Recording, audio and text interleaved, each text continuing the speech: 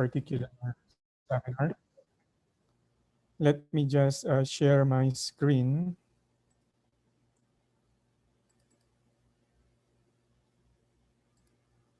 So before we formally begin and take a look at the topic for today, uh, I hope you can hear me. So I would like to welcome everyone to this particular seminar on student engagement.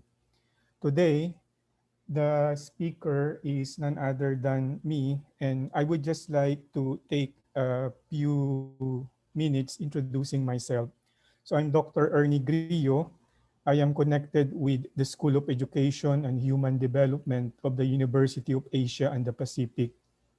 So before teaching before UANP, I was connected with the Parents for Education Foundation, and I occupied the position of academic director.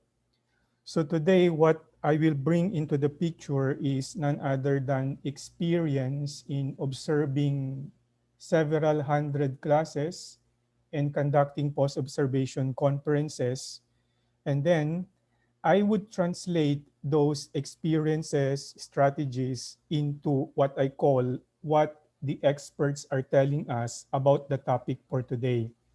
So we're going to discuss none other than challenges and strategies in engaging students.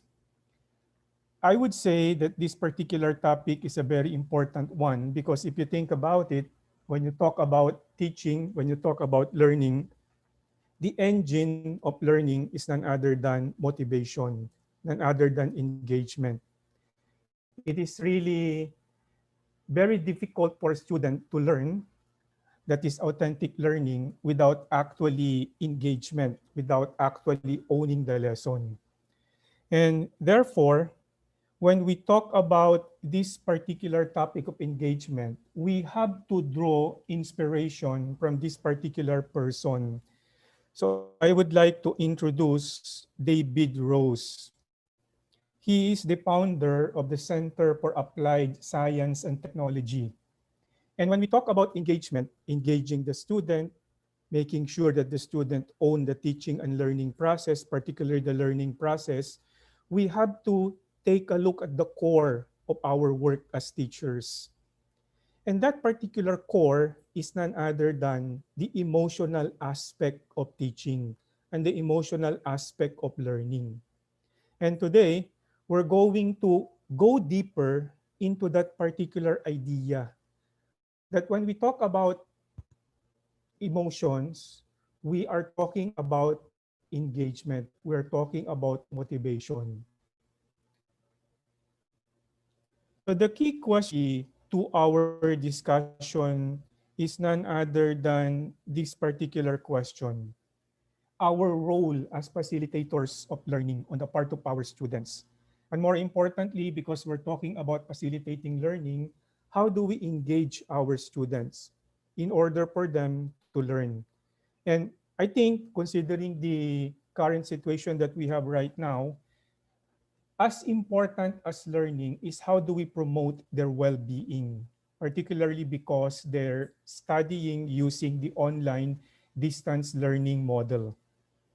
So we will have to go back to this particular question because everything, every concept, every strategy, every idea or ideas that we're going to tackle in this particular session will have to be weaved together by this particular question. Our role as facilitator of learning, beginning with the very basic question, the most fundamental question of how do we engage our students and at the same time promote their well-being. I would like to take a look at the objectives for the day or for the session, and we have three. And the three objectives are all interrelated. Number one, we have to look at the importance of engagement in learning. Why are we interested in this particular topic? Because a while ago, I mentioned when we talk about learning, we have to talk about the beginning of learning. And the beginning of learning is none other than what we call ownership, student ownership. which is basically motivation and engagement. And then we will take a look at the key areas that we need to address in terms of planning our lessons, in terms of our teaching our subjects, in terms of assessing our students or even evaluating them, in order for us to be able to make sure that the students are engaged in our lessons. And since we have a unique situation right now, considering that we are in a pandemic, we will take a look at 6 strategies on how we can engage our students in the context of online and distance education.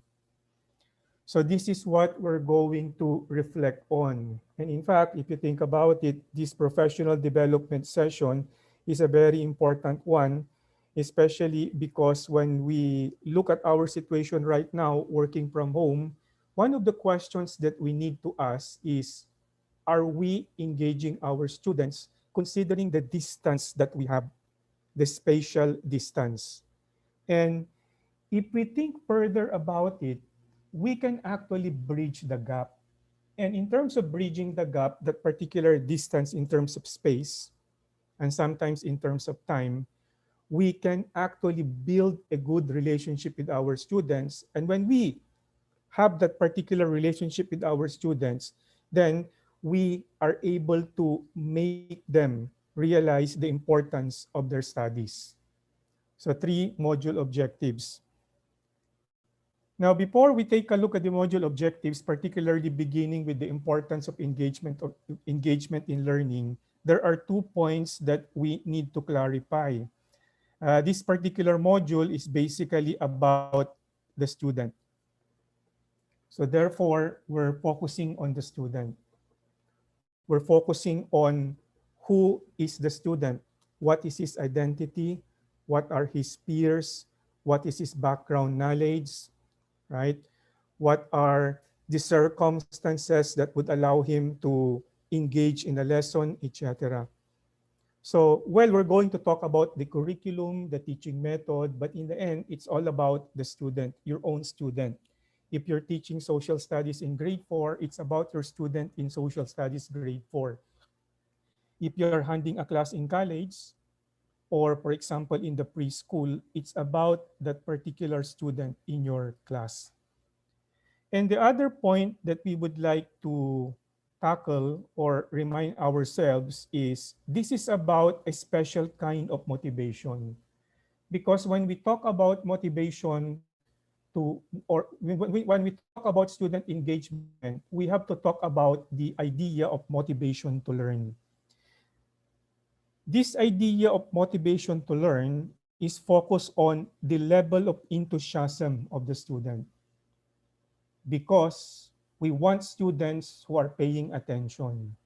An enthusiastic student is someone who pays attention. We want students who are not only paying attention but are actively contributing to the discussion in the class, whether in the context of a whole class discussion or in the context of a group work. We want students who volunteer answers, that when we want students that when they commit errors, mistakes, etc., and when they are corrected by the teachers, they welcome the correction because they know that that particular correction will lead to their improvement. And therefore, this particular module is not only focusing on the student, but what Jer Brophy, the person here in the picture, it has tried to emphasize for many years, that when we talk about student engagement, we're actually looking at the motivation of the student to learn. And he says confidently that we can increase that motivation to learn. We can increase the attention, and we can increase the effort of the student. And how do we do that? Precisely, this is the purpose of this particular module. So I would like now to invite you to spend probably a few seconds, probably a minute, some sort of a chalk talk for you to be able to outline your objectives.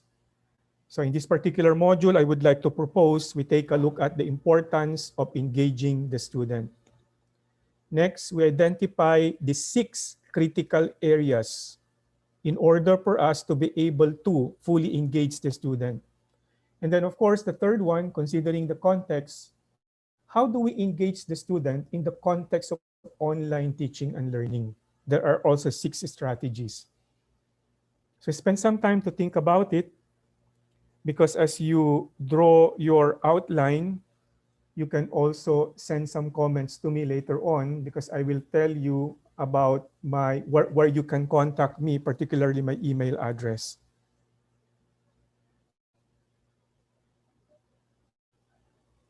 All right. I hope the objectives are okay, meaning to say the objectives will satisfy the reason why you decided to attend this particular session. So before we take a look at an in-depth discussion regarding the strategies, the 6 key areas and strategies, let's take a look at the focus of school, the focus of education, the focus of classroom teaching, and none other than thinking. We want our students to develop creative thinking, critical thinking, higher order thinking. Some say, for example, in this particular case, J. McTighe, if you still remember Understanding by Design, he refers to them as transdisciplinary skills, because a critical thinker is a critical thinker in science, is a critical thinker in social studies, okay, as long as he knows the content, right? Some say that when you talk about transdisciplinary skills, they go beyond subject areas. You can also call them transversal skills, because you need these skills in order for you to become a good engineer, to become a good scientist. So they go even beyond the walls of the classroom.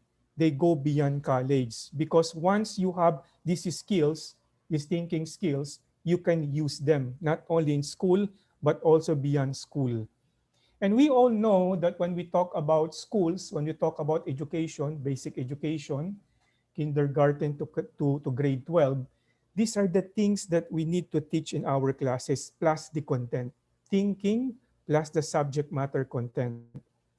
And here, we also realize that when we take a look at the research literature, especially with the focus on the student, and here are college students, high school students, grade school students, etc. in the picture, we realize that in order for us to teach them how to think, in order for them to understand the thinking plus the subject matter content, the research literature and our personal practical knowledge clearly tells us that we have to consider engagement, because in order for them to think on a higher level, thinking about the content on a higher level, using the content on a higher level, right? You have to have students who are active. And when we talk about the engaged student, that particular student is described as an active student. He is not a passive observer. In the science classroom, he would raise his hand and ask questions. In the social studies classroom, during group work activity, he listens and contributes ideas. In the PE classes, okay, even if, for example, he has what we call not so advanced stage in terms of physical skills, he participates enthusiastically.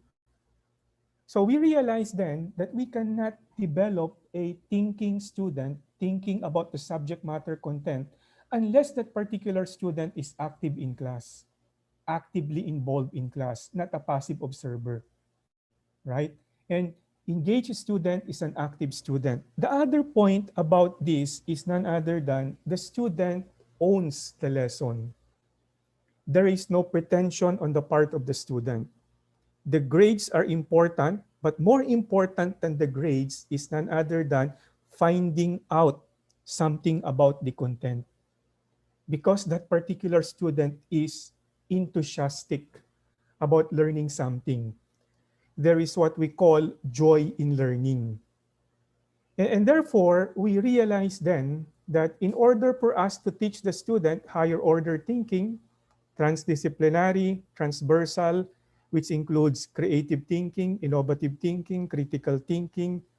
A part of the equation is engagement. A very important part of the equation is engagement. Because in the end, as teachers, we realize no matter how good we are as teachers, we can never ever do the learning for the student because learning is a self activity. We hold them by the hand, we guide them, we serve as facilitator, we can probably even serve as integrator of their learning. But in the end, it is the student who will have to make a choice whether to engage or not to engage, right? So this is a puzzle that we need to solve. This is a concept that we need to dig deeper into later.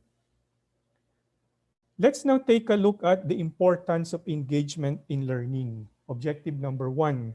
And here, let me give you the opportunity to send to the chat box your answers regarding the importance of engagement in learning. And hopefully later on, I'll be able to take a look at some of the things that you have written in the chat box. All right. So a minute.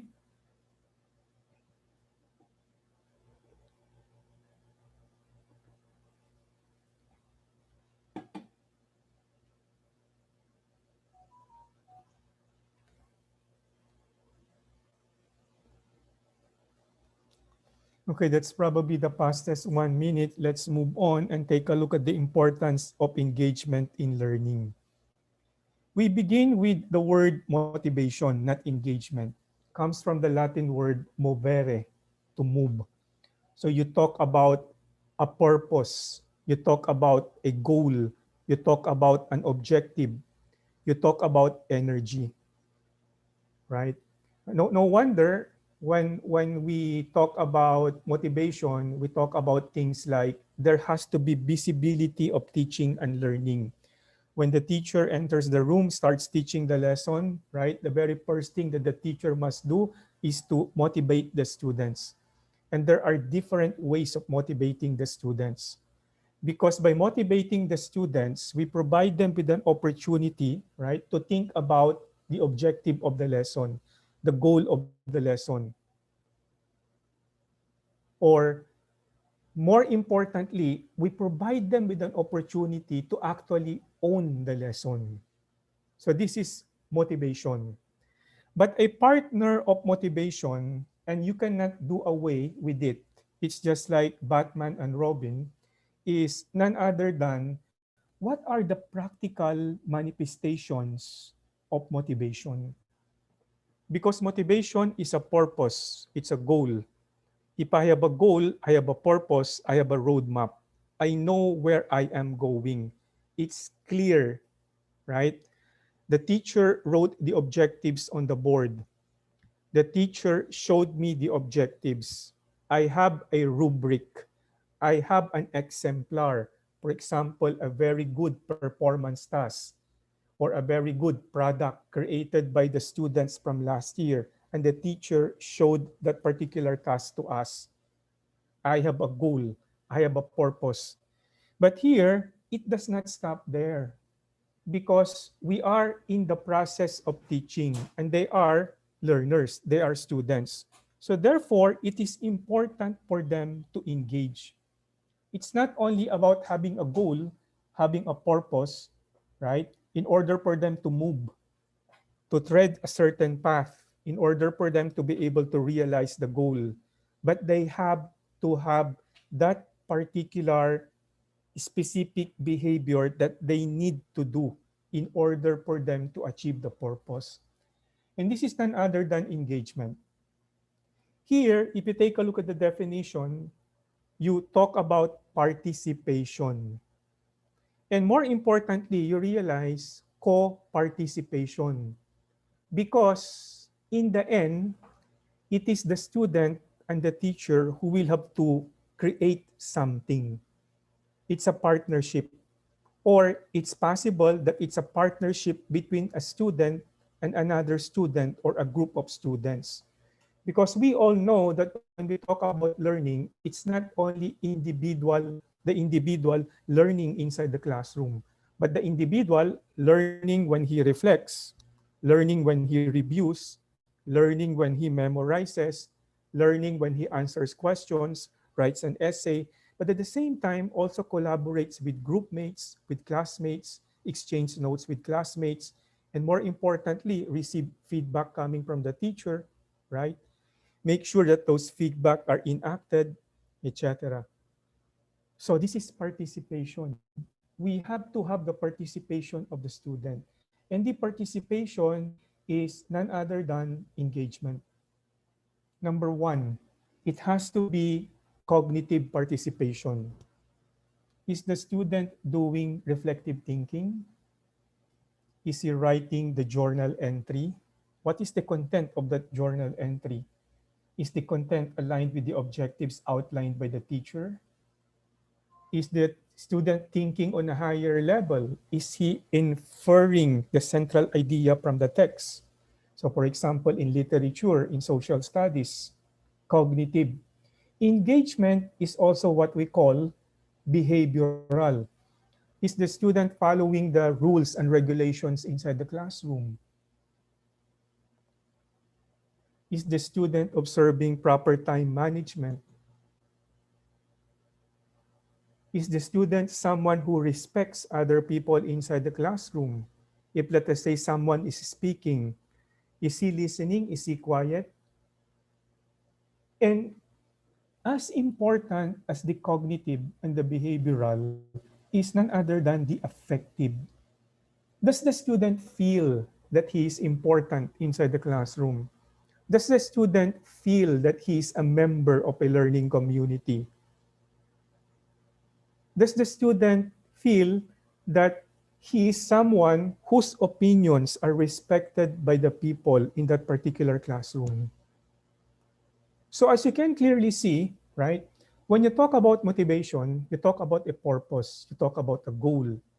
It's very important. And you see the very critical role of the teacher because it is the teacher who leads the class.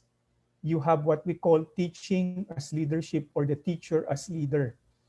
But also, in order for the students, okay, to be able to achieve those goals, they should not only understand the goals, but at the same time, make sure that they make the right move.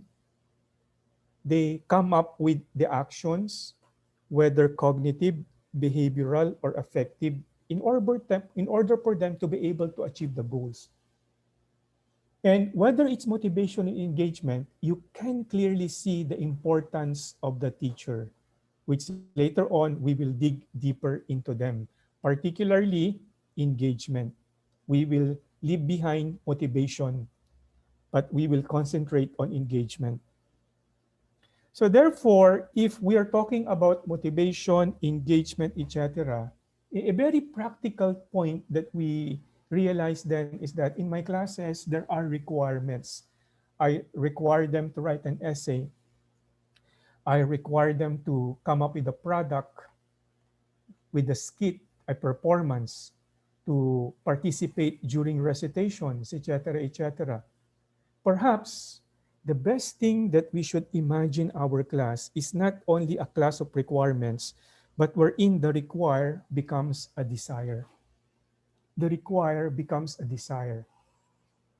Because motivation, especially engagement, is a desire. It's a desire on the part of the students to be able to find out, to be able to improve, to be able to contribute. In fact, if you think about that particular word contribute, many experts in the field of student engagement argue that in order for you to be able to ascertain that the students, particularly in the middle school, in the high school, in college, that they are engaged is for them to find a self-transcendent purpose. And in that self-transcendent purpose, right, they will be able to study their lessons, come up with the so-called requirements, and not only requirements this time, wherein they provide service to people outside of themselves. We have a paper on climate change. We We wanted to research about this particular phenomenon that is affecting the entire world. But more importantly, we were provided the opportunity to present the paper in a conference. And we were able to educate people about climate change. We were given this particular requirement to interview uh, World War II survivors in our community. But more importantly, we were given the opportunity to converse with these people who are probably lonely and are seeking people to talk to them. So this is what we call the self-transcendent purpose. That's why when we talk about, especially when we talk about your performance tasks, it is important that those tasks really promote not only the good of the person, the good of the student, but also the good of other people, particularly the common good. So this is the goal. Require, but let's go up higher. Desire. Require to desire. And here, focusing on the student again, as we can clearly see in this particular picture, especially in the context of online teaching and learning, there are great findings about engagement that would allow us to have a peek into the power of this particular concept.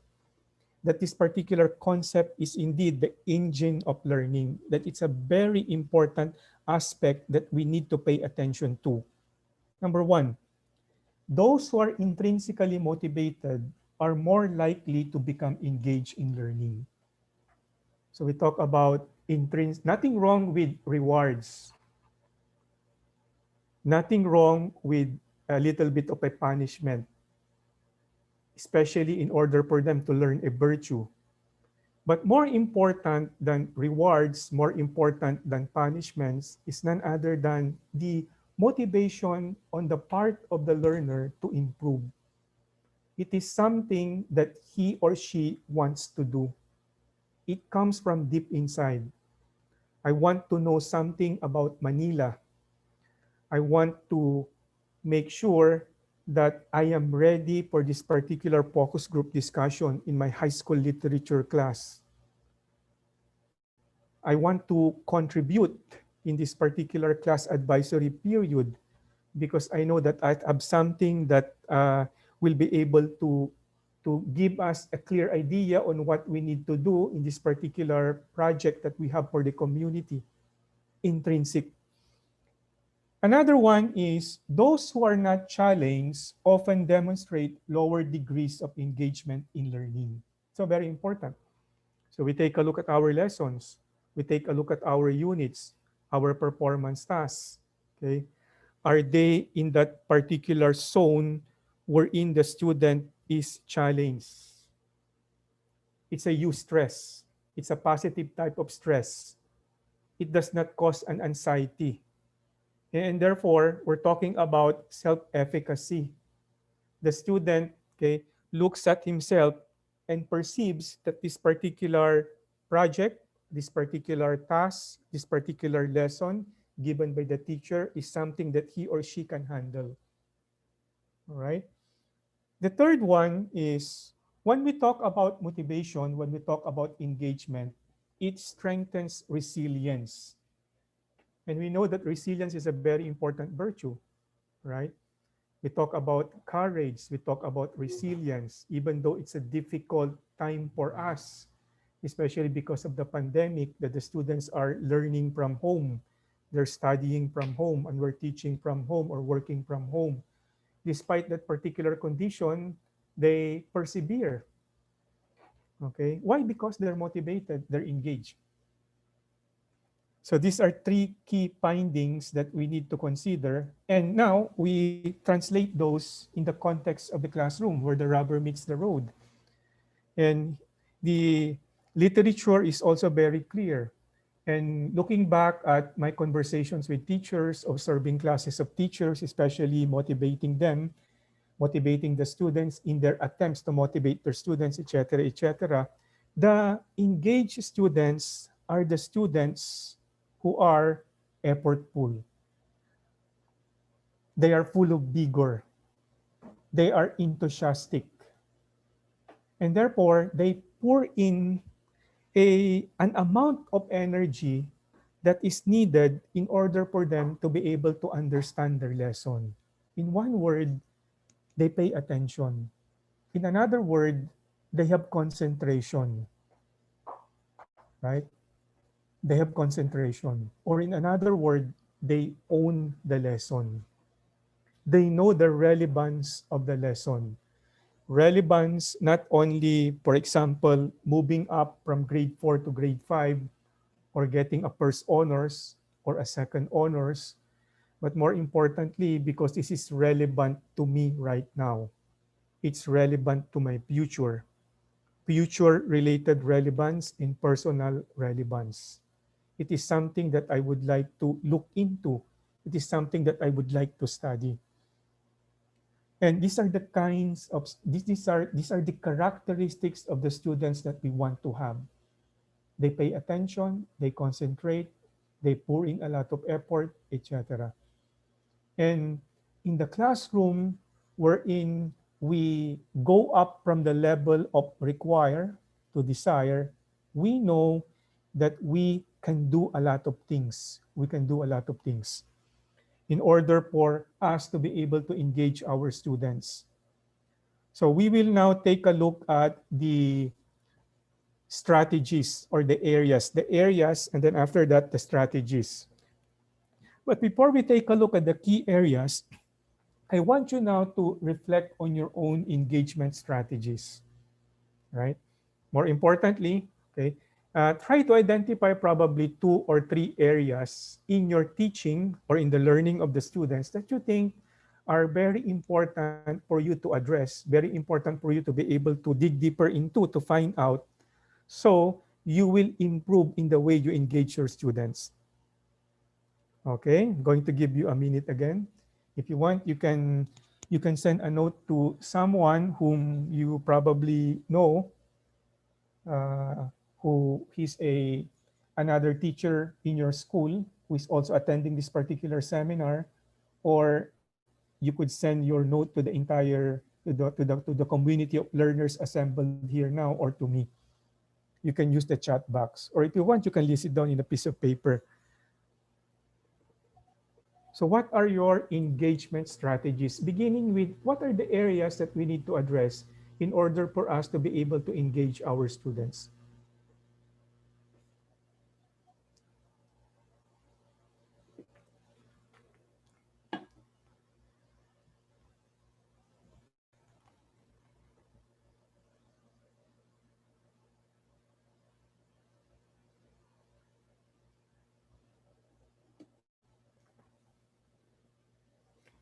All right, so we take a look at the first 3 key areas: engaging our students. What are the key areas that we need to address? And we take a look at some strategies and some examples. The first 3 areas out of the 6, 3 out of the 6 are none other than: number one, you have to build a community of learners. That's the basic foundation. We can never engage our students unless we have that particular community of learners. Come to think about it, when you talk about the advisory class, right, you have a motto. And in the research literature, you call that a touchstone. A touchstone is a word, a phrase, a sentence that allows a student to identify himself with a group of persons, with a community. Because with that particular word or phrase, he realizes that he's not alone, that he's a part of a group. And if you think about it, even the research literature on online and distance education talks about it. What is the number one enemy of online or distance education? And the research is very clear: facelessness. Facelessness. In other words, loneliness. The students feel alone. They're alone in their home studying. They're alone in their home doing their homework during the asynchronous period. They're alone in their houses attending a class. They feel alone, right? And here, one way one very good important way to address that particular dilemma is to build a community. They have to be a part of a community, and that is the learning community. The second one is what we call very important, the role of emotions in engagement. We will dig deeper into it, right? Joy, anxiety, stress, enthusiasm, perseverance, etc. The role of emotions in engagement. And then the third one, related to emotions in engagement, but distinct from it, is none other than we have to minimize, if we cannot eliminate, the threats inside the classroom, particularly from fellow students, from their classmates, or sometimes because we commit mistakes, we're human beings, threats coming from us, the teachers. Three key areas: community of learning, affective engagement or the emotions in engagement, and then we minimize the threats inside the classroom. So we will take a look at these three areas from the perspective of pedagogy, teaching methods and strategies, from educational psychology, and even from cognitive neuroscience, what the researches about the brain pertaining to schoolwork is telling us. So let's take a look at building a classroom community, a vibrant community, a strong community, because that particular classroom has a strong culture, a vibrant culture, a culture of work, hard work, a culture of innovation because there are innovative ideas, a culture of higher order thinking, even persistence, that if you are not able to understand a certain theory, a certain lesson, you can have a second try, you can have a third try. And if you commit an error, there is that particular culture of helping one another because people are willing and able to help you. So this is the classroom community. So the guiding principle here is none other than we have to look at the student and make ourselves realize that he is a member of that community, that he could say, I belong to a community of learning. I belong to Sampaguita, Section Sampaguita. I belong to Section 5A, to junior high school Colorado class, whatever it is, right? But what is important is that there is a sense of belongingness. There's a sense of identity. So therefore, he is not alone. In this particular endeavor of learning from the teacher, learning from the textbook through the teacher, learning from the classmates, or learning on his own or her own, he or she is not alone. So I belong to a community of learning. And one of the things that is highlighted in the research literature in this particular idea of belonging to a community of learners is what we call optimism, right? Enthusiasm, happiness, joy in learning, right? A sense of wonderment, a sense of trying to find out what will happen next, literature, science, history, etc., etc. We call it academic optimism. And in the academic optimism, okay, this is clearly founded on what we call a strong culture inside the classroom. And that particular culture is created, is led by the teacher. It begins with the teacher because that particular teacher looks at the class, cares for the students. In the research literature, this is identified as the caring teacher or what we call the warm demander. I demand because there are expectations in the curriculum. I demand because there are expectations in the mission and vision of the school. I have to demand because I care for you. But more importantly, when I demand, rightfully so, you will receive the necessary support from me. whether that particular type of support is in the form of feedback, timely, personal, positive, for improvement, developmental, whether that particular support is in terms of I scaffold the learning tasks in order not to overload the students, whether that particular support is an individual chat, whether you mentor them or you coach them, etc. And if we think about it, if we have that particular kind of a climate, particular kind of a culture, right? A climate or culture, if we have that particular kind of a teacher, I am sure the students will buy into it. The students will buy into it. It's just like an economics class. You're selling something. And they have to see that that particular something, that particular model, right, is worthwhile. It's worth their time. It's worth their effort. That's why they call it academic optimism. I am optimistic. I am a member of this particular class. I will be able to do the subject. I will be able to achieve the expectations because I know that I'm supported in this particular community of learners. I'm not alone, right? Now, so this is the idea of the warm reminder, just like what I told you a while ago, the caring teacher. But of course, wait for a while. Now take note, one particular expert also again in the field of engagement reminds us that a caring teacher is not enough. You have to insist on that particular student to perform, to produce a product, to recite, to answer, to play in PE, to be a part of a group, to learn the virtues, to learn the values, to exert effort.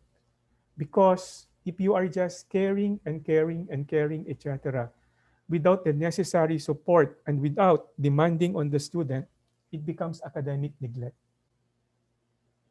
All right? That's why we talk about not only a community, but a community of learning. Because the business of school is learning. The business of a school is teaching, the part of the teacher, and learning on the part of the student. Of course, we can always argue the teacher is also a learner. That's why in a way, because he learns about the subject matter content, how to communicate it, he learns about his students, etc., etc. So it's about learning. Very important, the idea of the warm demander. Now, when we talk about a community of learning, of course, we have to go into one of the top teaching strategies that you use in the classroom. Whether you're talking about engagement, you're talking about, let us say, teaching for understanding or whatever it is. And none other than you have to utilize collaborative learning group, cooperative learning group, team-based learning, as they call it in college, etc., or even project-based learning or problem-based learning. Because when the students are in a group, they are in a community. But more important than that is none other than they learn to live as a citizen. They realize that their purpose in learning is not only confined to themselves, to their own self, but rather I also have a responsibility to contribute to the learning, the improvement of other people in the class, of people in the group, and even probably people in the community. There are many things that we need to attend to when we talk about cooperative learning, collaborative learning. There are differences between them, or team-based learning, or project-based learning, or problem-based learning. But I'm sure one thing that is important that has to be emphasized in the context of engagement is that, right, we can never engage our students if we don't have a community of learners. That's the foundation, the very foundation of it. And one of the best strategies is none other than we allow them, we provide them with the opportunity to collaborate. All right. 1 minute. So let's take a look at, you reflect, you review your strategies. How did I build and sustain a community of learning? I'll give you a minute.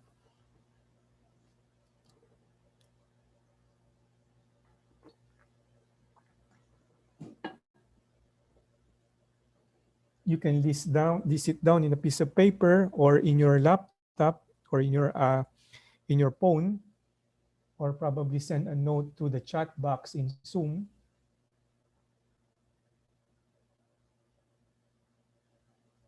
That's the first key area. And I would like, again, inviting you to review, to reflect on what have I done, what have I accomplished, what do I need to improve on, considering my last year's classes or lessons.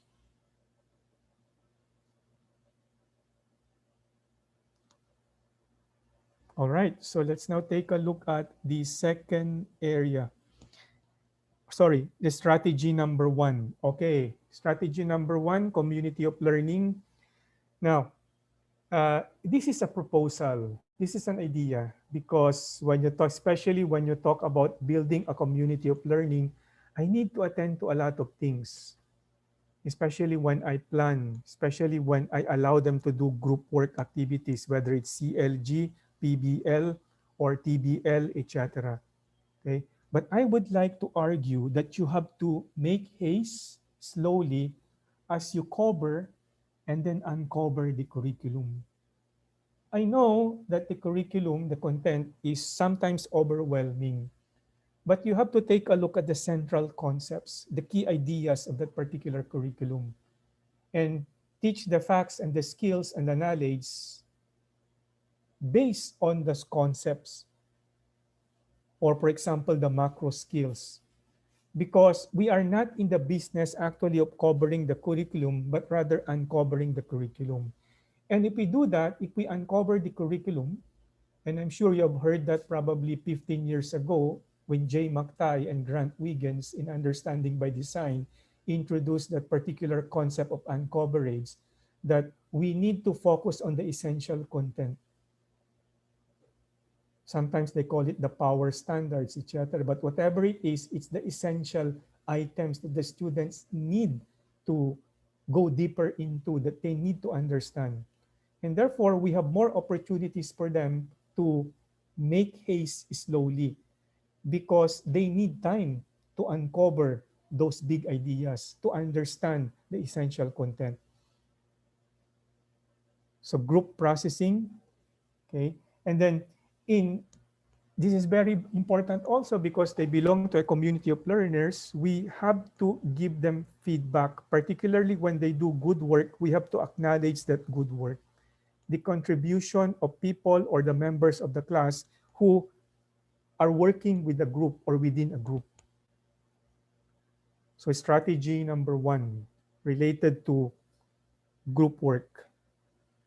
Now, here in building a classroom community, here is a research, a piece of research, a finding, a research finding coming from experts in the context of online and distance education. So in teaching online, in the learning community, especially for high school, even for middle school, especially for college, they would like to propose collaborative quizzes. Just imagine collaborative quizzes. Okay, today, tomorrow class, you will take a quiz. This particular quiz will prepare you for the long test. It's a 20-item quiz. But in taking the quiz, I will divide the class into 4 groups and you will take the quiz collaboratively. You will be given 2 to 3 minutes to answer per item. Make sure that you confer with each other and then you agree with one another. Okay? It reduces stress, anxiety. At the same time, it improves the condition for learning. Why does it improve the condition for learning? Because they learn from one another. Okay, this is letter B, or number 1 is the best choice. Why? Why not? Etc.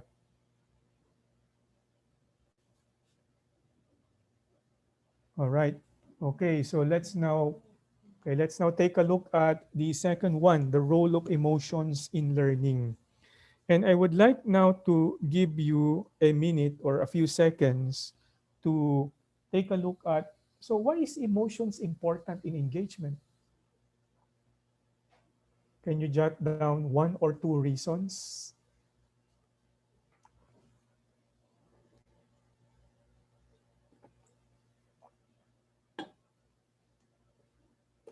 Okay, probably again the fastest 1 minute. So let's take a look at emotions in engagement. And take a look at the guiding principle. Remember the first guiding principle, I am a member of a learning community. I belong to a learning community. Here, emotions in engagement, the role of emotion in engagement is none other than I am passionate about learning. It's just like saying, I am passionate about teaching this particular group of students or this individual student. I am passionate about learning. So here, we have to remind ourselves then that we are not teaching the content. We are actually teaching the student. We are actually teaching a person. That is the first thing that we need to understand. When they come into our classrooms, uh, because we are concerned with the curriculum, we are concerned with their background knowledge. Do they have the right background knowledge? If there are certain misconceptions on their part, I need to correct those misconceptions. Because if I go on and those misconceptions stay, they interfere with knowledge, with learning, etc. Right? Can they provide me with the right answer, etc.? But I think also when we focus not only on the content, but when we focus on the person, we realize that these students also have certain social skills, emotional skills that they need to master, that they need to learn, right?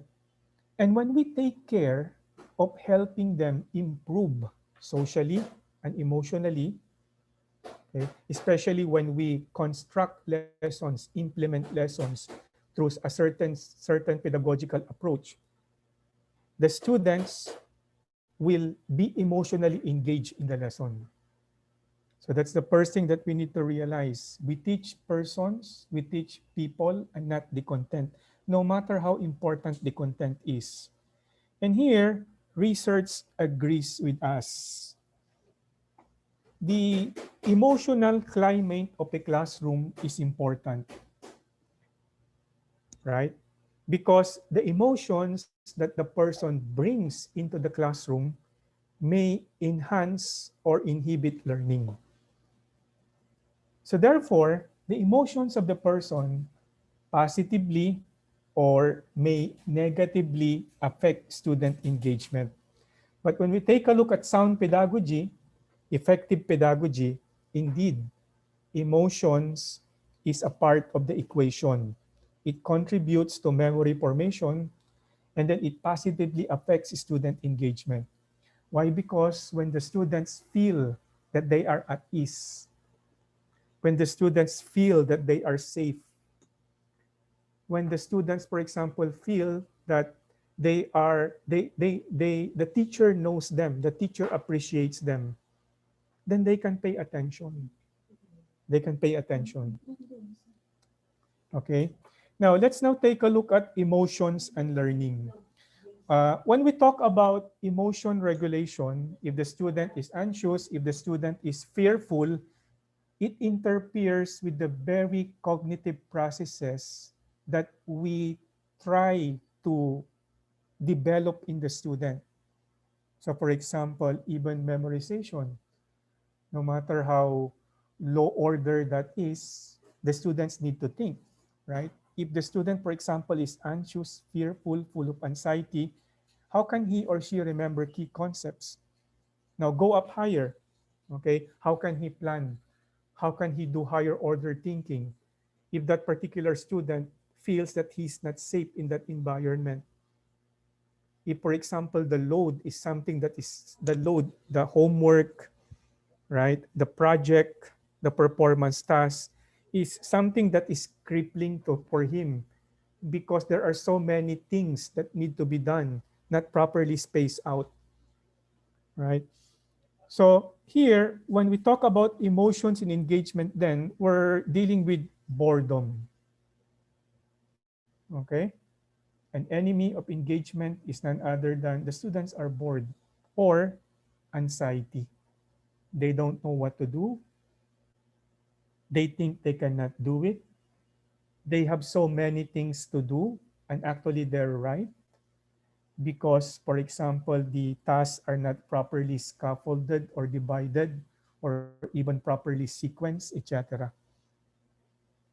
And when we take a look at emotions in engagement, we are looking at a certain type of emotion. And that particular type of emotion is what we call academic emotions.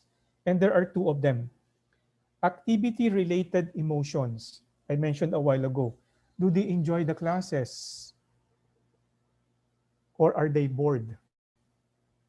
Do they enjoy it because, for example, number one, you tell them stories and they can connect with the stories? Do they enjoy the classes because, for example, you employ what we call you start the class even before the actual time? I'm sure there are some teachers who come to the classroom 5 minutes before 9 o'clock. If it is your class, if your class starts at 9 o'clock, and then you write down a problem on the board or you write a question on the board. And then you tell the students, okay, pay attention to the question, etc., etc. And then before even the class starts, they're already thinking about the lesson. Your academic emotions is also about what we call outcome related, something to do with learner helplessness. Even when I do everything that I need to do, I don't think I'll be able to understand the lesson. Or, okay, I know that I lack the ability, but I'm sure the teacher will help me. It has happened before because he has given me enough feedback in order for me to be able to write a good essay, something to do with success, etc.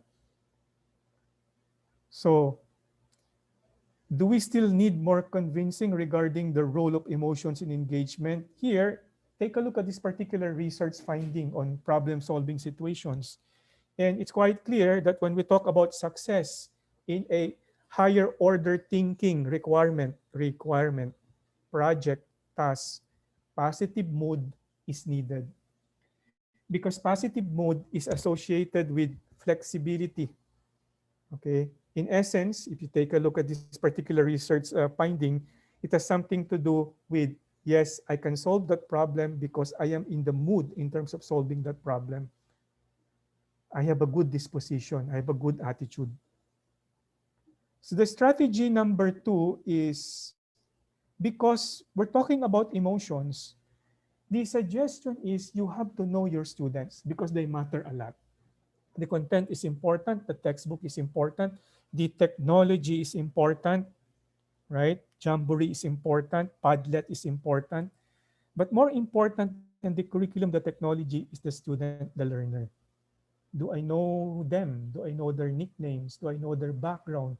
Do I know their struggles? Do I make eye contact with them? Do I smile? Do I open my camera so that they can see me? Okay. Before entering the virtual, before starting the class at 9 o'clock using the virtual room. Okay. Do I waste time with them? For example, talk to them about seemingly unimportant matters, but actually they're important to them. Do I waste time with them?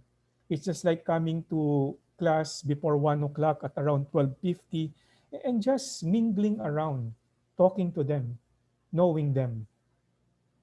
And if you think about it, they remember us because we wasted time with them, right? So here is another research finding on the role of emotions in teaching online. Okay. And you take a look at the word feedback. The feedback has to be personal. Text message, personal. Chat box, personal. Personal means my performance task, my rubric, my understanding, my writing, my recitations, my. Huh? Okay? My. So, all right. So before we take a look at the third area, I would like to give everyone a break. It's 4 o'clock in the afternoon. Let's have a 5-minute break, and then we will resume at 4:05. Okay? We will take a look at the third area. Okay? Thank you so much. I'll see you again in 5 minutes.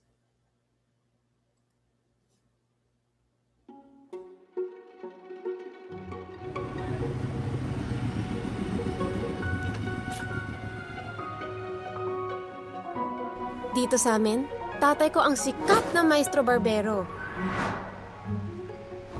Ano pong gupit natin, sir? Yung usual. Okay po! Taran! Buhok problems? No problem. Ay, sir, kayo na po. Kayo na po. Thank you, ha? Oh, special ang tip nyo ngayon, ha? Thank you, tayo. Ang dami mong customer na yun, ha? Kahit bahay problems, no problem. Lagi siyang may paraan. Paano naman to? Gagawa natin ang paraan yan, ha? Nung unang lockdown, nahirapan man siya. Maski pa paano, nagawa ng paraan. Bye! Bye-bye! Oh, hati na muna kayo sa tip na to, ha? Nung magbukas na ulit, lahat ng paraan sinubukan niya. Ay, sir, mahaba na buhok nyo. Baka gusto nyo magpagupit. Next time na lang po. Oh, special promotion! Libreng ahit pag nagpagupit! Sir, libreng ahit po pag nagpagupit! Sir! Sir! Pero hindi talaga kinaya. At dito namin nakita ang kanyang mga paraan. Parang naubusan.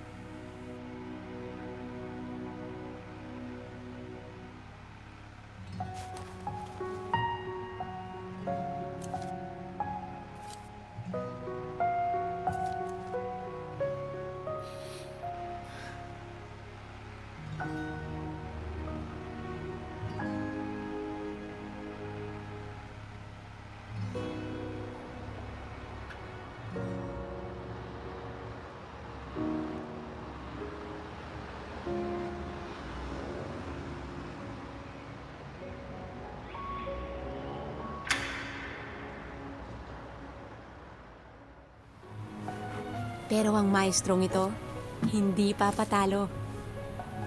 Dahil ang maestro barbero, on the go na! Oh, sige ha! Kay tatay, pag mahalaga, laging may paraan. At wala nang mas mahalaga pa sa pag-alaga sa aming pamilya.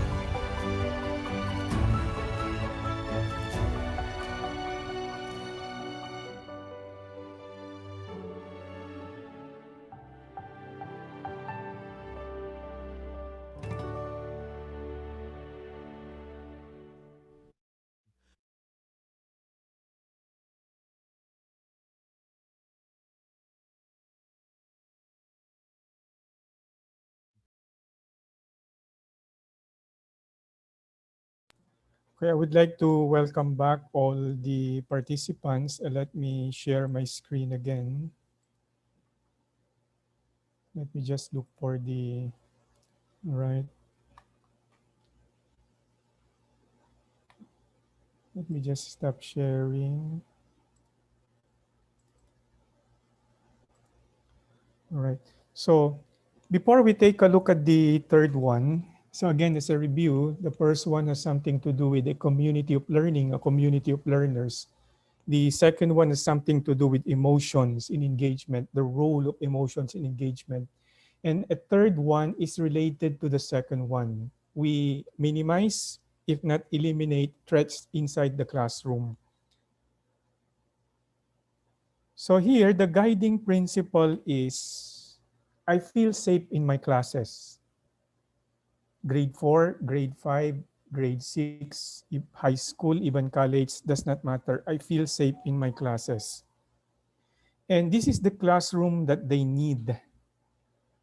In this particular classroom, they are motivated, they are engaged because they feel minimal stress. Okay, we cannot eliminate stress. In fact, we need stress. But we need to have that particular positive type of stress, the eustress, that aha moment when they think on a higher level because they're trying to pursue a certain project, perhaps a capstone project, in order for them to be able to demonstrate their abilities, or probably a grade school student reciting a poem, okay, in front of his classmates, etc. And then the classmates will probably rate her or him using a certain checklist, guidelines, or even a rubric, etc. So they also make connections not only with the subject matter content, connection with my life. The curriculum is connected with my life, with me, but I also make a connection with the teacher and also with my classmates, with my group mates, with the other learners inside the classroom. So this is what we call the aha moments. The aha moments. This is what we need. This is what we need. When we overload them, it's considered a threat. When we don't recognize their effort, it's considered a threat, right? More so when they are bullied. More so when, for example, we give a loose remark, something that would probably hurt them, etc. That's why I said a while ago, every now and then, of course, we commit these mistakes and then we rectify.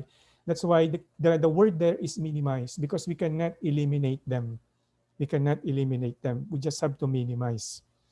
So another point that we need to understand here is that the research literature is consistent in terms of the findings regarding this type of student that we need inside the classroom, right? If we have a classroom wherein threats are minimized, therefore it's a caring classroom, we we have a purpose of growing kind students. And those students who behave kindly, as you can clearly see here in the research literature, there are rewards that await them, right?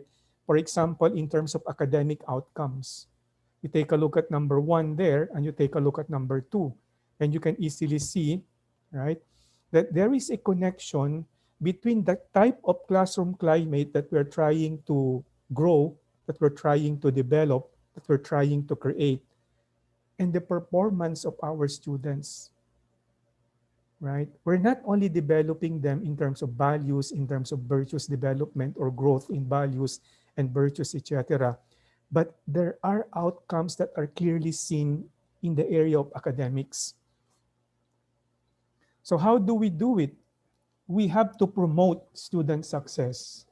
And I would like to highlight again the word student, but also the word success.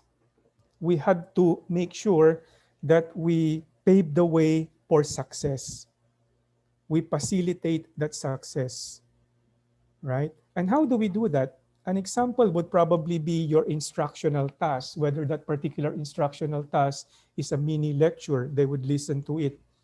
Whether that particular instructional task is a collaborative learning group activity, or that particular task is when you model to them how to do a science experiment in the laboratory.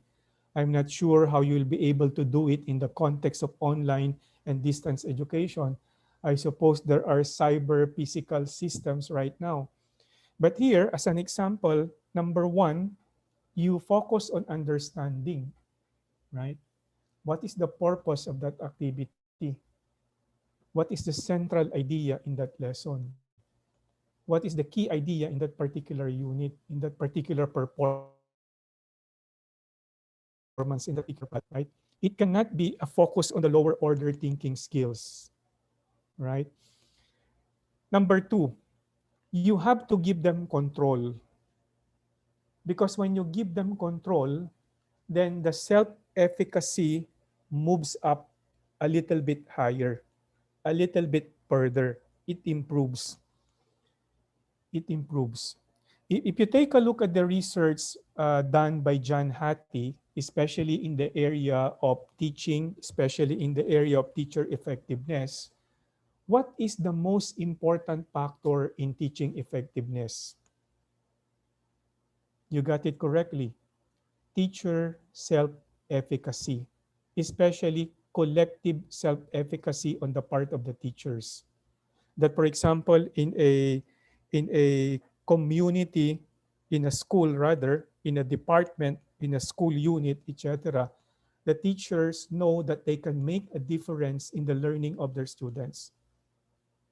That's the number one factor that basically determines effective teaching or teacher effectiveness. And if you take a look at the students, the research also is basically it parallels the research on the teacher. It talks about student collective efficacy. They have to have control, right? So for example, the rubric, sir, can we try to make a slight revision in the rubric? Why not? Anyway, this is about them. This is about them learning the subject matter content, thinking on a higher level, right? And they are using the rubric in order to give them some sort of a signal that they're doing it correctly. Why not? Sir, there are 5 parts of the essay or 5 parts of the research paper. Can we combine the third and the fourth part? Let's see. Let's hear your argument. Let's see your perspective. Then perhaps we can do it. Okay, but it has to be based on sound reason. So there has to be control. There has to be what we call voice. We have to honor the voice of the student. The other point about instructional tasks is that it should be achievable. If I have, let us say, 5, 7 objectives in 50 minutes or 1 hour, or probably 1 hour, or even 1 hour and 30 minutes, will the students be able to learn all of those objectives? Perhaps no. Perhaps you're overloading them.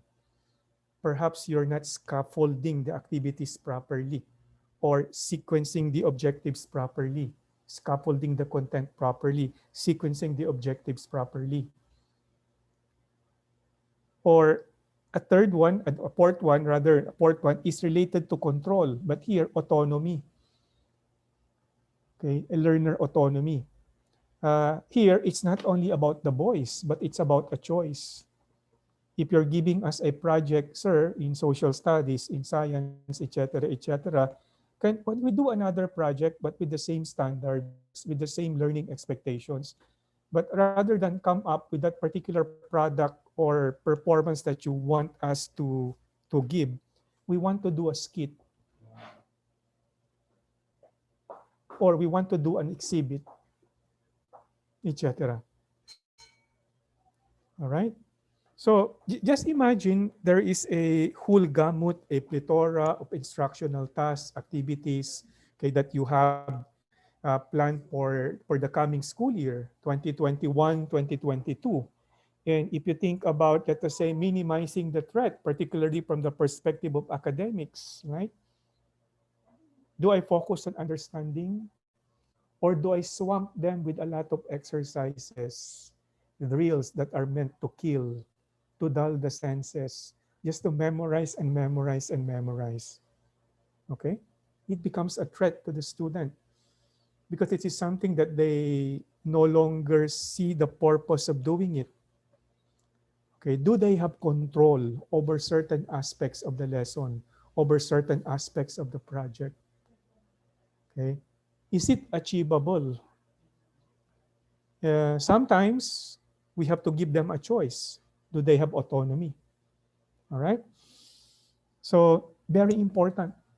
Okay, so if you take a look at it, it's not only about the classroom climate wherein the teacher is someone who makes sure that no one in the classroom puts down another student, that everyone respects the members of the class. These are very important things.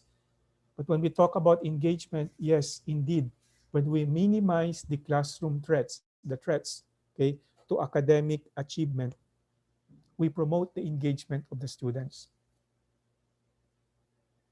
So strategy number 3 is you have to try your best to build a strong personal relationships with your students. Because when you have that particular personal relationship, you know them, their background, their struggles, their challenges, etc., right? Then you you spend time with them, you talk to them, you spend time reading their essay, commenting on their essay, and they know that indeed you take seriously that particular type of work that you do, etc., right? Then they say that I feel happy in this particular class. I feel welcome in this particular class. I am a member of this particular class.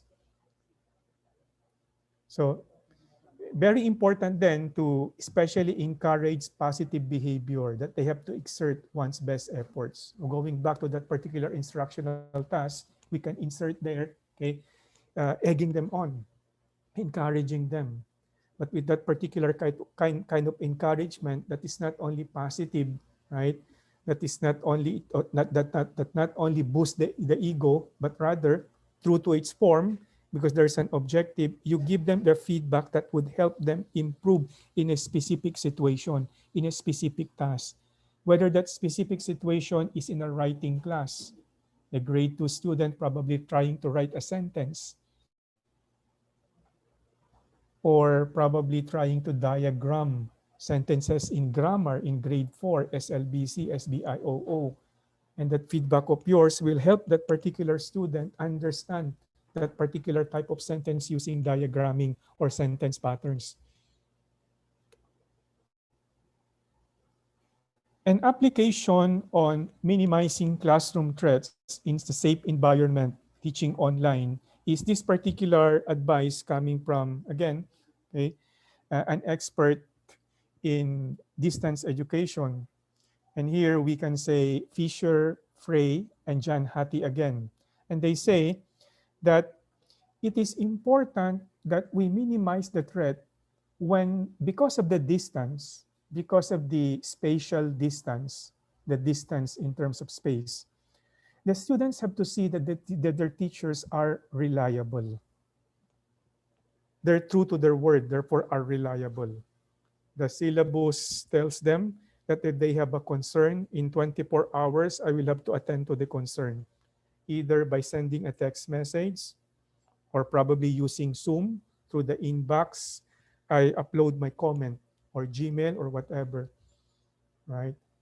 Or okay, if I tell them that I'm going to return the papers to them in 3 days, I will have to return the papers to them, corrected properly, marked properly, recorded properly. Okay? If I tell them that I'm available for consultations, coaching, mentoring during this particular period of time in the afternoon, even though probably I'm very sleepy, I will answer the call. Reliability. Okay? Reliability. So we provide safety for them.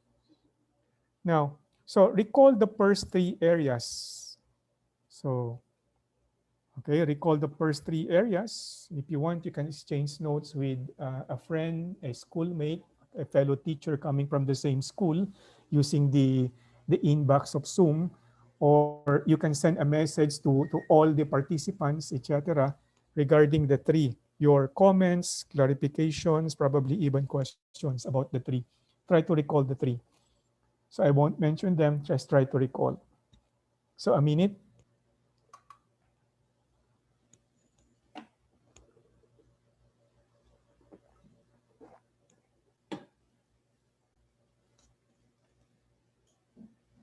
Okay, again, probably the fastest 1 minute. Let's take a look at the 3. Building a classroom community. I belong to a community of learners. I belong to a community of learning. The role of emotions in engagement. Emotions are very important, especially academic emotions. especially academic optimism, right? I feel safe in this particular classroom. We minimize, if not, if we can do it, okay, very good, eliminate classroom threats. But when we take a look at number one, number two, and number three, this could probably be summarized in a big idea. In that particular idea, true to form, because remember, I opened with the student. When we talk about engagement, we have to focus on the learner. And when we focus on the learner, right, we make a personal connection with the learner. Classroom community, engaging the emotions of the learner. We minimize classroom threats, etc. The learner is always at the forefront. And then we build social connections. It's a personal and social connection because the the classroom is composed of individual persons, and the student will have to interact, will have to grapple, will have to grapple with problems, working with other people, working with his classmates. So it's a personal and social connection. And I would like to propose that in order for us to understand the first three, we have to remember this big idea. Who meets whom and when? It's about a personal connection. It's about a social connection. It has something to do with the who. It can be the teacher. It can be the student, right?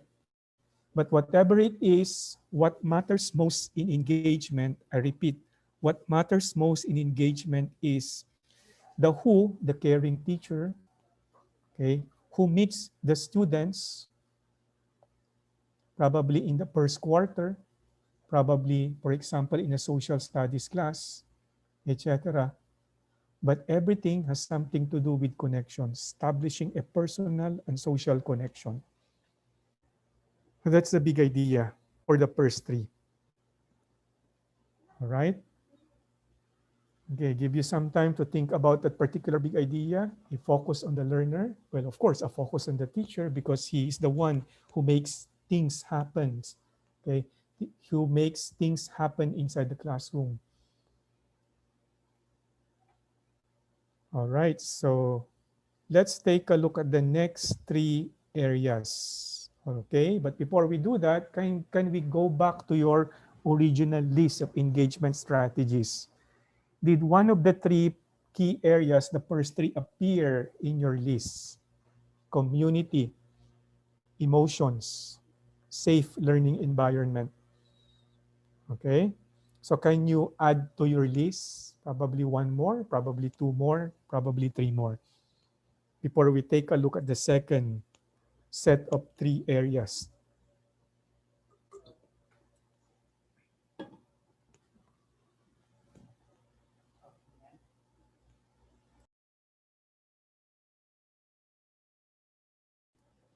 Okay, so let's take a look at the second three areas. Okay, let me stop sharing for a while. It won't load. Let me look for it again. Okay, so the second three areas that we need to understand are none other than the first one, or the fourth one, is we have to balance rigor and joy in learning. The fifth one is we have to build the self-efficacy of the learner. We have to go back to the research done by John Hattie and company, especially self collective efficacy on the part of the students, collective student efficacy. And then the third one, or the sixth one, is none other than we have to honor the choice of the learner.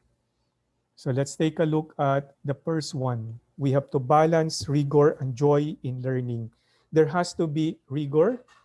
There has to be a little bit of pressure, yung tamang-tama lang.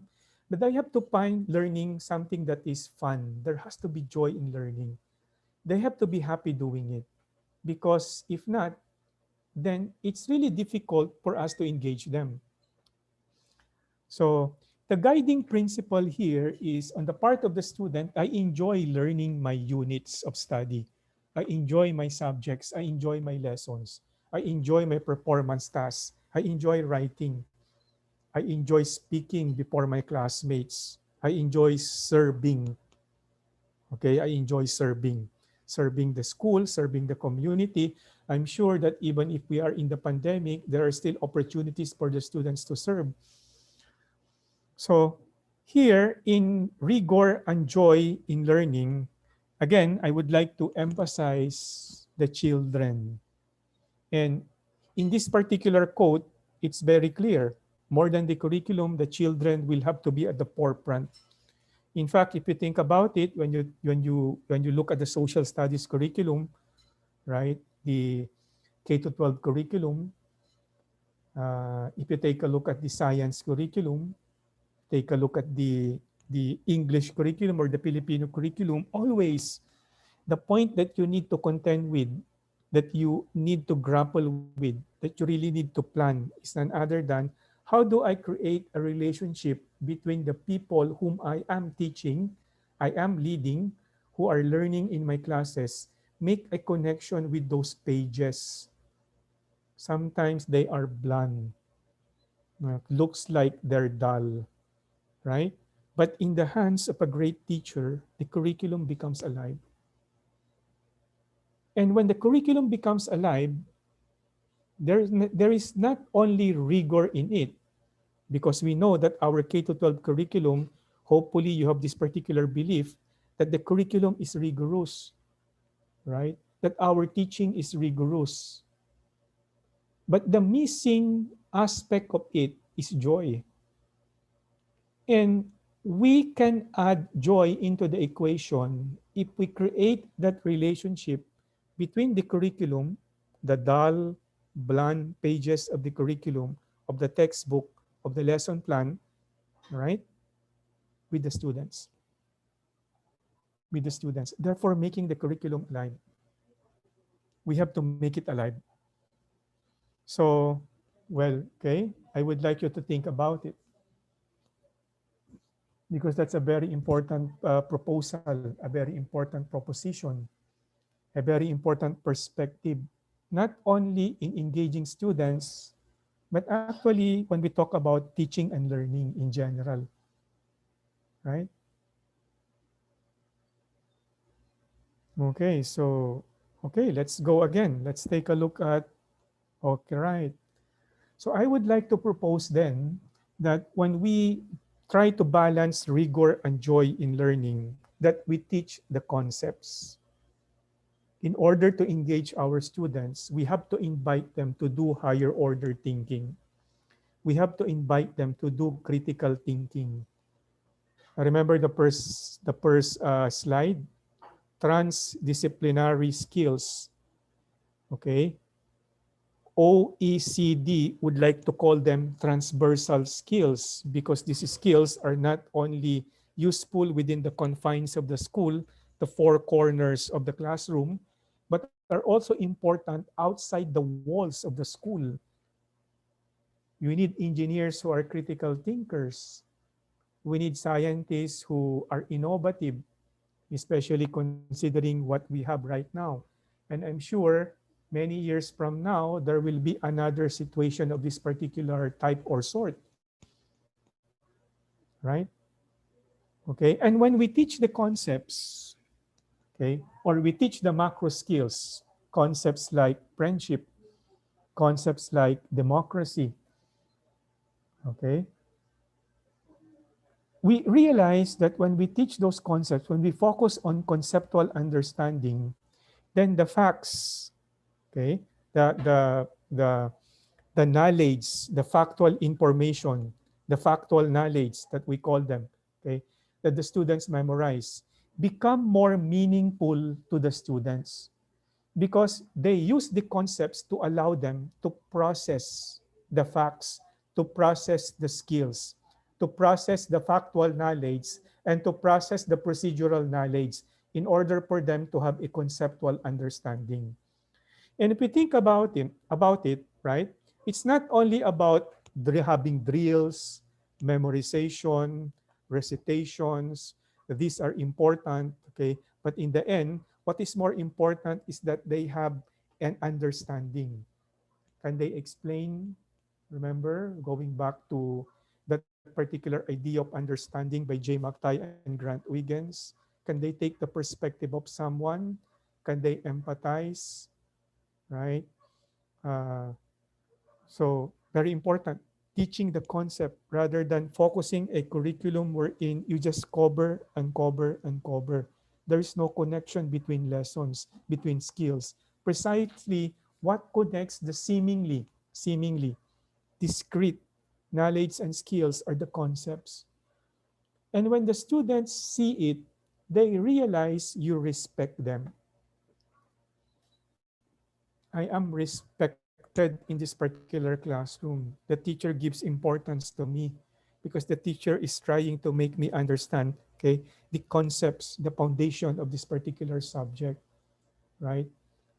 I am interested because I don't only memorize. I don't only probably do the drills, okay, without even thinking about it. In fact, in my math class, the teacher invites us to come up with another way of solving the problem. For him, it's not wasting the time because he wants us to problem solve. He wants us to go deeper into this concept of problem solving. Okay. Furthermore, when students are invited to bring their own thinking to the factual study, take a look at the second one. It becomes more meaningful to them. It becomes more relevant to them. All right? It does not only sharpen their thinking, does not only improve their thinking, but because they spend time with it, because they know that the teacher will also spend time with them understanding the content, because the teacher tries to connect that content to their lives, whether their life as a student, as a daughter, as a son, as a member of the grade 4A section, etc. It becomes more meaningful to them. The teacher is interested in looking at their interests. Is baseball their interest? Is basketball their interest? And these are all embedded in the teaching of that particular concept. Okay, I'm sure the statistics teacher will be able to inject baseball batting averages, free throw percentages, etc., especially, for example, in the context of teaching in a boys' school, because the boys are very fond of, would like to play, are very much interested in sports like basketball, volleyball, football, baseball, etc. And we have to discover these things. The only way we can discover them is for us to be able to spend time with our students, talking to them, examining their papers, probably talking to their parents, chatting with their parents, spending time trying to design activities to make sure that these activities are relevant to them. Okay, so rigor, joy. Rigor, this is basically rigor and joy. But also, don't forget, research is also telling us breaks are important. That's why I did appreciate when Mr. Rentoy informed me, I think yesterday afternoon, that he's going to give a break at 4 o'clock. Okay, so this is very important because when we talk about the break, research is also very clear. When you give short brain breaks, okay, these are short bursts of activity. It enhances the blood flow. You can take a look at the first sentence. It enhances the blood flow and sends oxygen to the brain. And therefore, they become more invigorated. They are refreshed. That's why if you're having online classes now, if you take a look at the rule, after 1 hour, probably give your students a break. Or for the smaller kids, smaller children, I don't know, maybe after every 15 minutes. I have taught in the grade school and in the high school for 20 years, but I must say I have I have I have not taught in basic education for the past 10 years, 12 years. I am now teaching teachers. I am now teaching in the graduate school. I'm handling principals, particularly in the area of instructional leadership. But I'm sure that you know what is best in terms of the timing of that particular break. especially because you're familiar with your students. In the graduate school, for example, an hour, 1.5 hours, they will probably be able to endure it. And then you give a break after an hour or 1 hour and 30 minutes. But I'm sure in the grade school or even in the high school, they wouldn't be able to endure that. So part of rigor, especially part of joy, is the break. Okay? So down in the trenches, so how did you balance joy and rigor in your classes from last year? And how do you intend to balance joy and rigor in your classes? Because if you think about this particular question, this could be a good subject of another 3-hour discussion. Another 3-hour discussion, probably in a professional learning community, right? Whether that particular PLC is in the context of a school unit, a grade school or high school, or even a social studies department, a science department, the Filipino department. So either you look back or you look forward. How do I balance joy and rigor in my classes? A minute.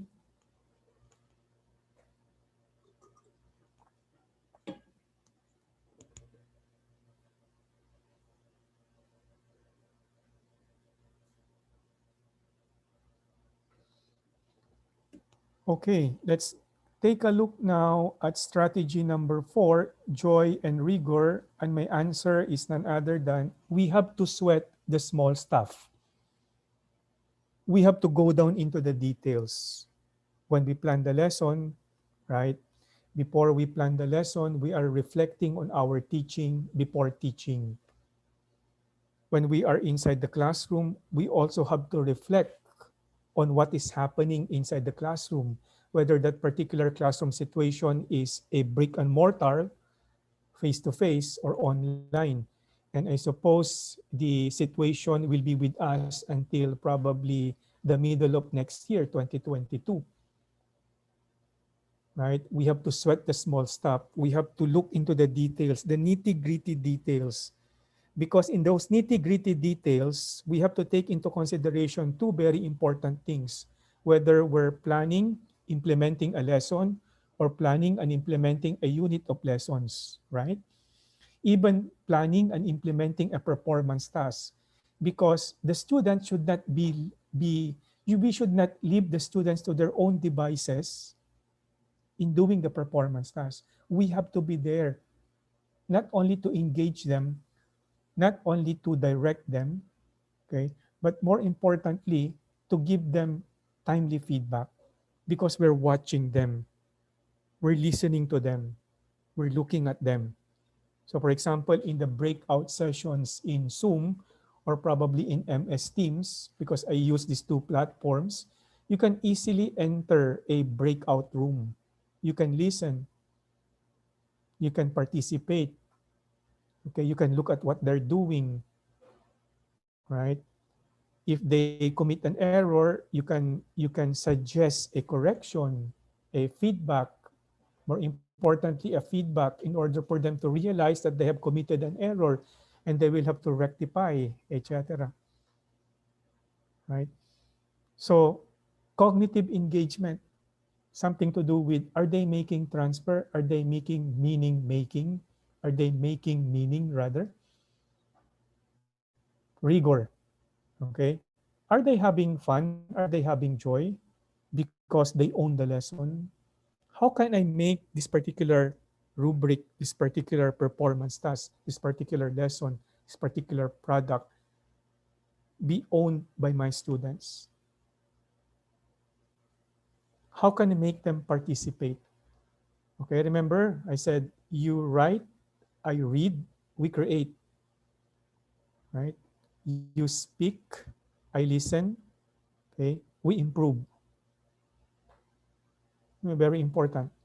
So that's strategy number 4. So balancing rigor and joy. Now take a look at how can we apply this in teaching online, a PIP strategy. And here, okay, take a look at this particular point coming from, I would say, one of the best sources of best practices. in online teaching and learning. You have to look him up, James Lang. If I'm not mistaken, he is the head of the Center for Teaching and Learning at Assumption College. And he has produced three very good books. And here, take a look at his points based on experience. Okay. Uh, Take a look at the second one. This is online teaching prior to the pandemic. And it still makes a lot of sense. The discussion board, especially for high schoolers, even middle schoolers. If you're using Zoom, you realize that you have a discussion board there because the synchronous activity, 2 hours, 1 hour, 3 hours is very limited. And internet connection probably is not so strong, therefore preventing students to participate during the discussion. Sometimes the voice is in, you cannot hear it, okay, etc., because of problems in the internet connection. Why not maximize the discussion board? Because it is an alternative to actual classroom discussion. Either you pose a question, but James Lang said better, because you're dealing with high schoolers, you're dealing with college students, probably even middle school students, allow them to pose a question. Because when they pose a question about the topic, it is something relevant to them. It is something meaningful to them. Okay? So rigor and joy. Let's take a look at the fifth one. And the fifth one is none other than what we call learner efficacy, self-efficacy, a perception on the part of the learner whether he can or whether he cannot do it. Can I do it? Do I have the necessary skills to be able to do it? And if we think about it, this is very important because it affects the performance of the child. If the child is anxious, there is anxiety. If the child is not optimistic, right, then how would you expect that particular child to engage in a lesson? That's why self-efficacy is always connected with engagement, because those students who have high self-efficacy are the engaged students. So we have to spend time studying this particular concept, this particular construct, especially how to build the self-efficacy of our students. The guiding principle here is, you got it correctly, empowerment. We have to empower our students. We have to make them believe in themselves, believe that they can do the task that we have assigned them.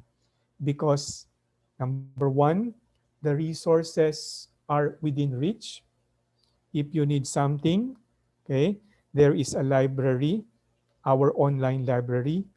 If you need something, I have uploaded a lot of resource materials in the Google Classroom.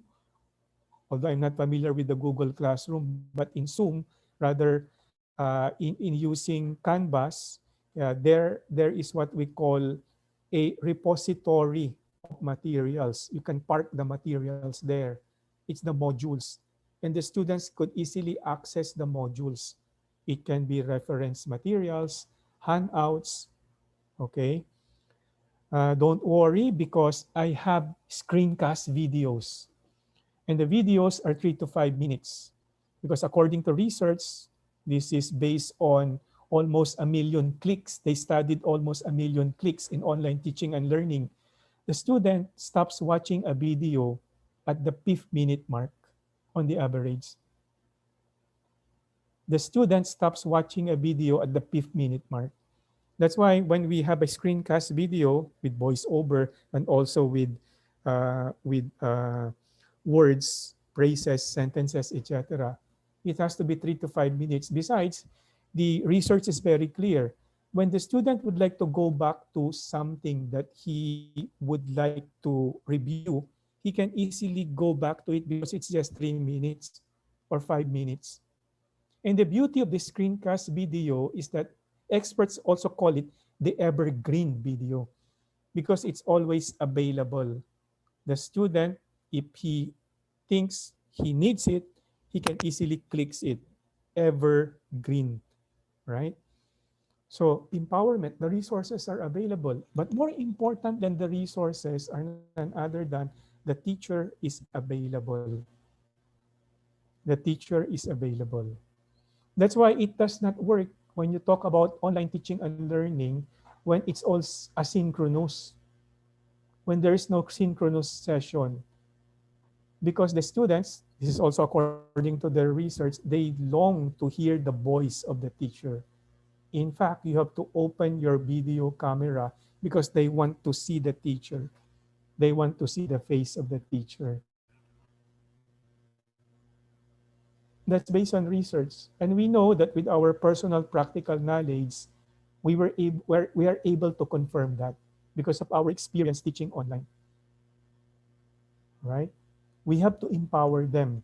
And remember, when we empower them, it's not only about words that like you can do it, that's important. You can do it because you can refer to this particular reference material housed in, okay? You can do it because I will help you. Do you want to see me later at 1 o'clock in the afternoon? I will send you an invitation via Zoom, etc. You can do it because you can ask this particular classmate of yours. In fact, you have the same problem. And right now, he's looking at a solution. Why don't you talk about it? This is self-efficacy. Remember, when we talk about self-efficacy, it's related to identity.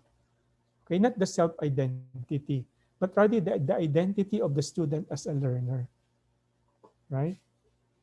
That I am a learner, the responsibility is to learn, okay? And when I do it, and I have to do it because it's my responsibility, there are many avenues for me that are open for me in order for me to be able to fulfill my responsibility. Empowerment. We have to empower them. It's like what I said, it has something to do with the identity.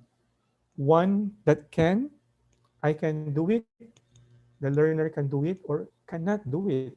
And we have to build that identity. In terms of building that identity, we have to empower the learner. We have to build the self-efficacy, the learner efficacy.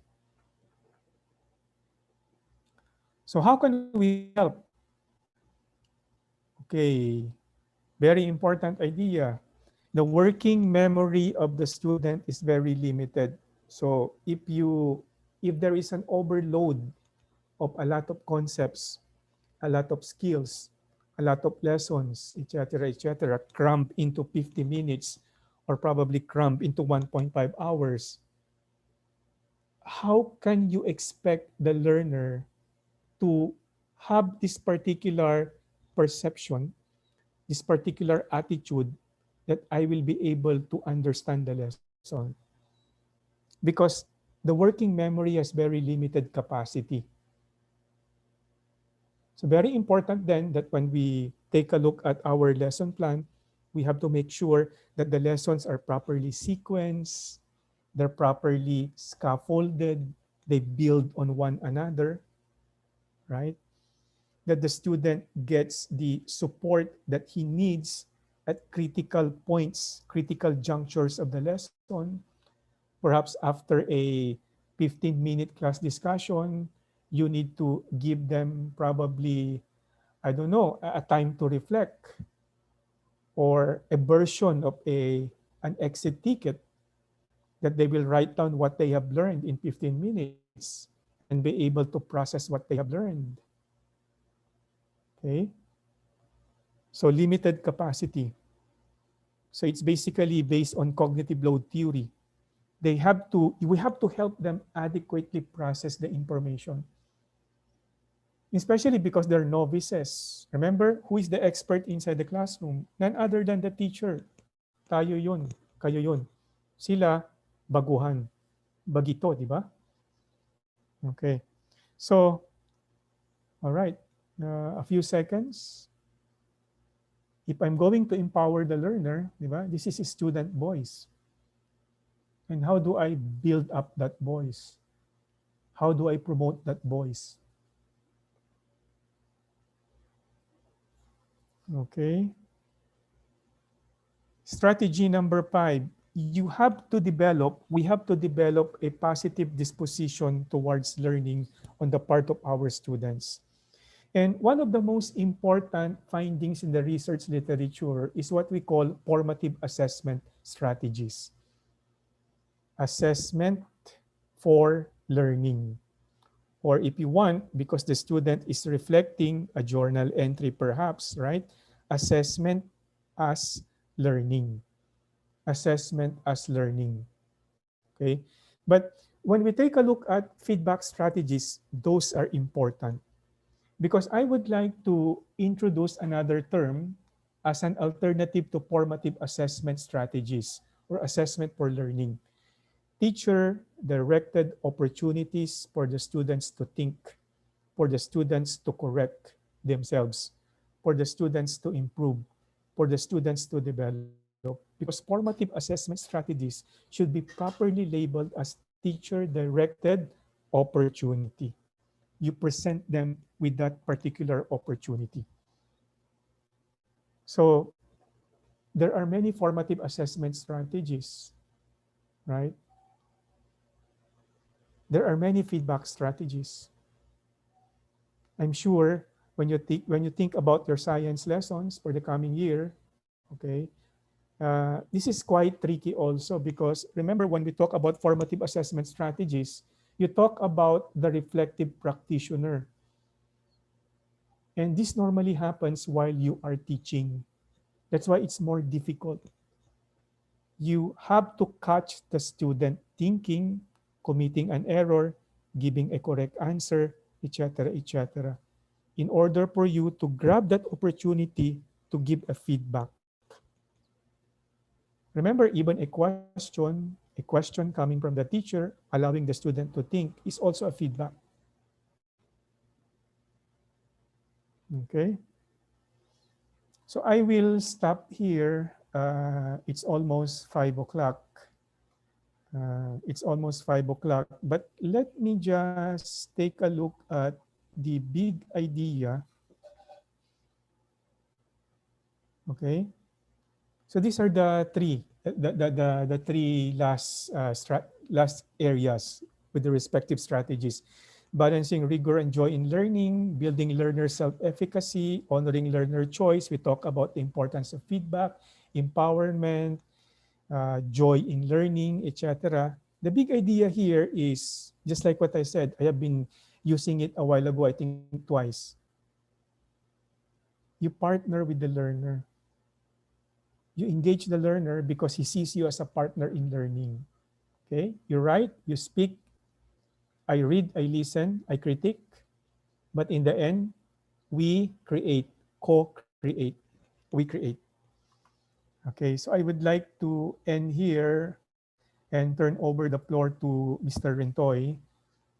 Perhaps he will have some announcements. My email address is Ernie, small letter E, dot period Grio, Grio, at uanp.asia. Ernie.grio at uanp.asia. But anyway, if you also have some questions for me, you can also course it through Mr. Rentoy. Maraming salamat po. Thank you so much for attending this particular session. Thank you very much, Dr. Grillo. Let's all give him our virtual applause. And before we let go of Dr. Grillo, I would like to invite everyone to please turn on your video so that we can have a bit of pictorials before we let go of Dr. Grillo, and then I will just do some few announcements. Okay, well, this is the biggest group so far we've had on the third day of our 1 week series. Okay, give us your biggest, widest, fakest smile as I take a picture of page 1 in 3, 2, and 1. Okay, let's go to page 2. There are 6 pages, so bear with me. And let's smile. 3, 2, and 1. Page 3 now. Smile. We don't know what page you will appear in. So just put on that smile for 3, 2, and 1. Page 4, sorry about that. We are 3 pages more. 3, 2, and 1. And second to the last, smile. 3, 2, and 1. And finally, the last page with Dr. Grillo still with us. Wait a minute. 3, 2, and smile. Okay, great. Thank you very much again, Dr. Grillo, for that session on Thank you so much. Thank you. we hope to see you again in some of our future seminars. In July, Dr. Grillo is going to give 2 of the 10 seminars that we are offering. So again, as a reminder to everyone, especially because I think we have a number who are first time to attend today, um, to claim your certificate, please send an email with your complete name as you want it to appear in the certificate. Okay, I received some emails without the names. I cannot guess your full name from the email address. Please send an email to iwantmycertificate@gmail.com.